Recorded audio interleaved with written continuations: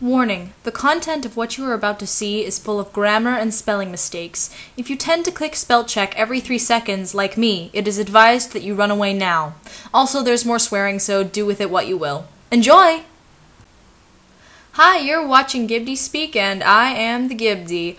Let's not waste any time, let's jump right on into the next installment of My Immortal. These will be chapters 3 and 4. Chapter 3. Author's Note. Stop flamming the story, prebz, okay? Otherwise, thanks to the Gothic people for the good reviews. Thanks again, Raven. Oh, wait, sorry. Thanks again, Raven!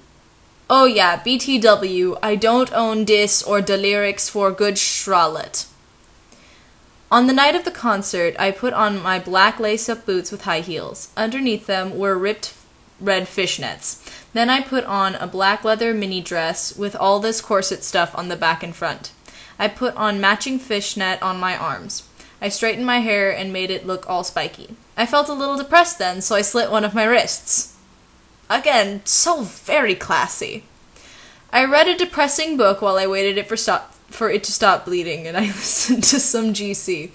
I just get kind of this image of her just sitting there with like cotton pressed to her wrists, just reading a book, just kind of passing the time as she waits for her wrists to stop bleeding.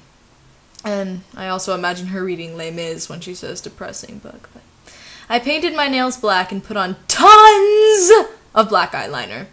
Then I put on some black lipstick. I didn't put on foundation because I was pale anyway. Well, then why did you put it on the day before? Anyways, I drank some human blood, so I was ready to go to the concert. Okay then. I went outside. Draco was waiting there in front of his flying car. Yeah, that's right, I forgot about this. Apparently in this story, everyone has a flying car. It's not just the Weasleys, and it's not just because, you know, their dad has a thing for Muggle stuff. No, Draco, the pureblood, the proud of it pureblood, has a flying car. He was wearing a Simple Plan t-shirt, they would play at the show too, baggy black skater pants, black nail polish, and a little eyeliner. Author's note. A lot faux cool boys were it, okay? Hi Draco, I said in a depressed voice. Hi Ebony, he said back. We walked into his flying black Mercedes-Benz, the license plate said 666, and flew to the place with the concert. Not just the concert, the place with the concert. And also, I kind of want to know how one walks into a car. I guess you'd have to run into it, I guess, like just kind of smack. Anyways, on the way we listened excitedly to Good Charlotte and Marilyn Manson. We both smoked cigarettes and drugs. So very classy. When we got there, we both hopped out of the car. We went to the mosh pit at the front of the stage and jumped up and down as we listened to Good Charlotte. You come in cold, you're covered in blood, they're all so happy you've arrived. The doctor cuts your cord, hands you to your mom. She sets you free into this life, saying, Joel, I don't own the lyrics to that song. Joel is so fucking hot, I said to Draco, pointing to him as he sung, filling the club with his amazing voice. Suddenly, Draco looked sad. No way! What's wrong? I asked as we moshed to the music. Then I caught on. I mean, like, because you can totally, like, talk in a normal conversation at a concert, any concert, especially a metal concert, right? Hey, it's okay, I don't like him better than you, I said. Really? Asked Draco sensitively, and he put his arm around me all protective. Yeah, because LY is for squares. Or prebz, as the case may be. Really, I said. Besides, I don't even know Joel, and he's going out with Hillary fucking Duff. I fucking hate that little bitch, I said disgustedly, thinking of her ugly blonde face. The night went on really well, and I had a great time. So did Draco. After the concert, we drank some beer and asked Benji and Joel for their autographs and photos with them. We got GC concert tees. Draco and I crawled back into the Mercedes-Benz. Okay, now they're not walking anymore, now they're crawling. But Draco didn't go back to Hogwarts. Instead, he drove his car into ... the Forbidden Forest. Oh man, shit's about to go down, guys. Chapter 4. Author's note. I said stoop flaming, yeah, okay. Ebony's name is Enoby. Ebony's name is Ennaby now, not Mary Sue, okay? Draco is so in love with her that he is acting different. They knew each other before, okay?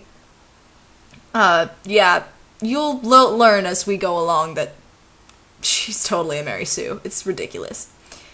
Draco! I shouted. What the fuck do you think you're doing?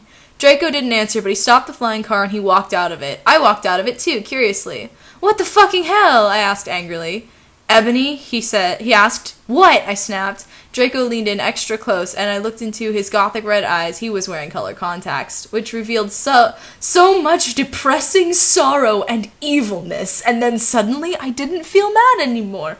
Aw man, Draco has hypnotic powers, y'all. And then, ... Suddenly, just as Draco... What the hell? And then, ... Suddenly, just as Draco kissed me passionately. I swear I'm reading it as written.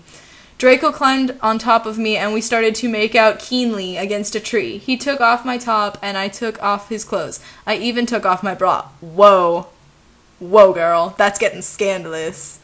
And I think I should warn you now that, on fanfiction.net, the version that I'm reading this off of, they say they rated it M for mature because of this next line. Then he put his thingy into my you-know-what, and we did it for the first time. Yeah, apparently she can, like, cuss up a storm, and she can talk about, like, all this stuff, like slitting her wrists and doing drugs and all that crap, but, you know, sex is just way too mature for her to handle. Oh, I screamed. I was beginning to get an orgasm. We started to kiss everywhere, and my pale body became all warm. And then, ... What the hell are you doing, motherfuckers? Or motherfookers? It was... ... Dumbledore. Yeah, I bet you never figured that Dumbledore would ever be one for swearing loudly at his students. But yeah, that's the end of chapter 4. So I'm gonna call it quits right here. So until next time, you have been watching GibdeSpeak, and I have been the Gibde.